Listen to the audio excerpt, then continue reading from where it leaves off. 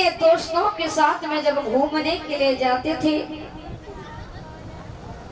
तो उनकी शिकायतें अक्सर महाराज उग्रसेन के पास आती रहती थी।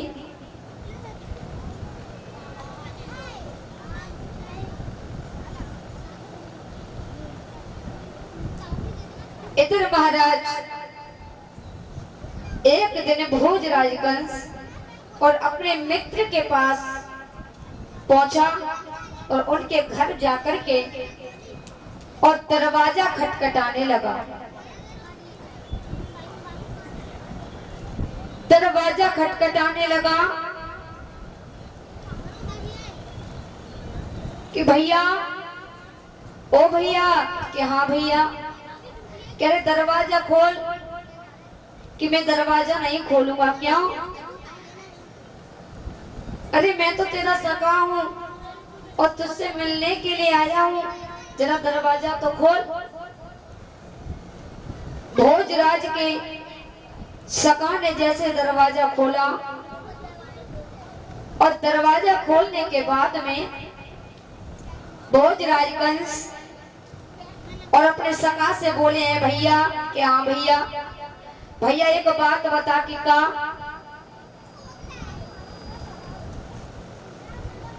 कि मुझे बता दे तेरी अम्मा ने आज का बनाया है। कि मेरी अम्मा ने? कि हाँ बता तेरी अम्मा ने का बनाया? कि मेरी अम्मा ने बनाई है खीर। कि खीर तेरी अम्मा ने? कि हाँ। तो को ना पता मेरी अम्मा ने खीर बनाई है। भोजराज कंस से कहने लगे अरे जा, तेरे बाप दादा ने कबो खीर खाई है जो अपनी अम्मा की खीर की प्रशंसा कर रहा है? कि ना, मैंने मेरी अम्मा ने खीर बनाई और मैं खीर खा के आया हूं। भोजराज कंस बोले मैं ऐसा नहीं मानूंगा, तू अपनी जीभ निकाल करके मुझे दिखा। अगर तेरी जीभ तू निकालेगा, तेरी जीभ सफेद होगी और मैं तेरी जीभ को टेस्ट करके देखूंगा। अगर तेरी जीभ मीठी होगी तो तू खीर खा के आया, नहीं तो बोलो झूठ। जैसे ही उस सका ने अपनी जीभ को निकाला तो भोजराज कंस ने जीभ को काट लिया। जब जीभ काटी तो वो बच्चा गूंगा हो गया। गूंगा हो गया, रोता हुआ मैया के पास पहुंचा और मैया से इशारों में बातें करता है कि मैया, मुझे महाराज उग्रसेन के पुत्र और कंस ने बहुत सताया और मेरी जीभ को काट लिया है। शिकायत लेकर के सका की माँ और सका दोनों उग्रसेन के यहाँ आते हैं और मैया पवन रेखा से बोले महारानी, अरे महाराज ने तो आज तक ऐसा कुछ किया नहीं, कब से राज्य संभालते हुए चले आ रहे हैं, लेकिन ये बालक जो आपका है ये बहुत अत्याचार पाप करता है। किसी की बाँह तोड़ता है, किसी का पैर तोड़ता है, किसी की जीभ को काटता है, किसी को मार तोड़ के वहीं फेंक आता है। जरा अपने बालक को कुछ समझाओ, तुम्हारा बालक अत्याचार पाप कर रहा है, बच्चों को परेशान कर रहा है। अरे तुम कैसे राजा हो, राजा के होते हुए प्रजा आंसू की धारा से रो रही हो।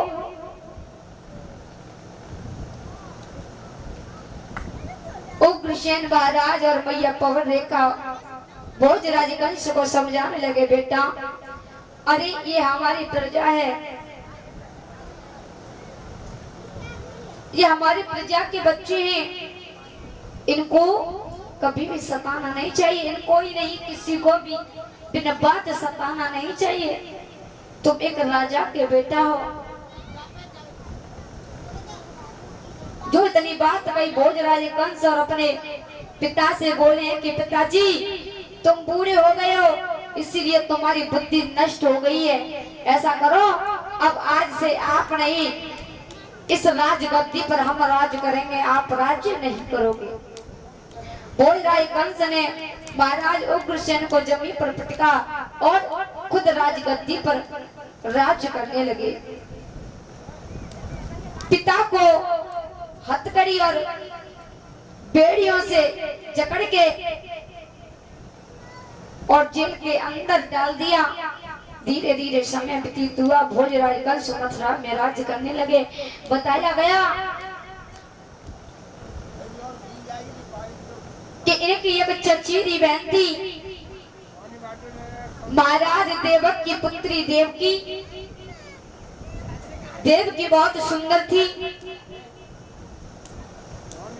बहुत सुंदर थी देवकी। और महाराज उग्रसेन बेड़ियों से जकड़ करके जेल के अंदर डाल दिया। भोजराज कंस अपनी बहन चचेरी देवकी से बहुत ज्यादा प्रेम करते थे, बहुत प्यार करते थे।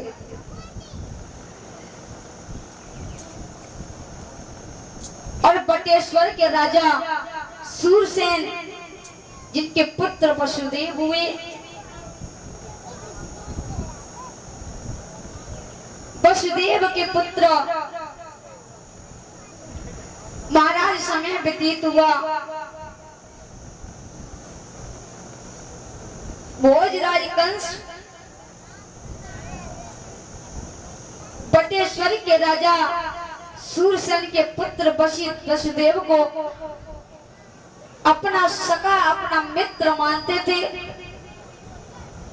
एक दिन विचार किया कि क्यों ना मैं अपनी बहन का विवाह और वसुदेव के साथ में कर दूं।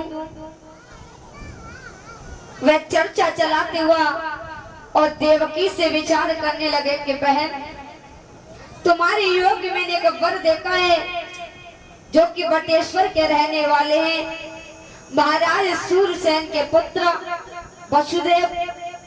उनके साथ में हम आपका रिश्ता करेंगे और उन्हीं के साथ में आपका विवाह करेंगे। धीरे धीरे समय व्यतीत हुआ। भोजराज कंस लघुन टीका और बटेश्वर के राजा सूरसेन के यहाँ भिजवा देते हैं। और एक दिन वहां से भी वसुदेव बड़े सुंदर और दूल्हा बनकर के अपनी बारात के साथ और मथुरा की ओर चले आ रहे हैं। इधर भोजराज कंस ने बड़े भाव से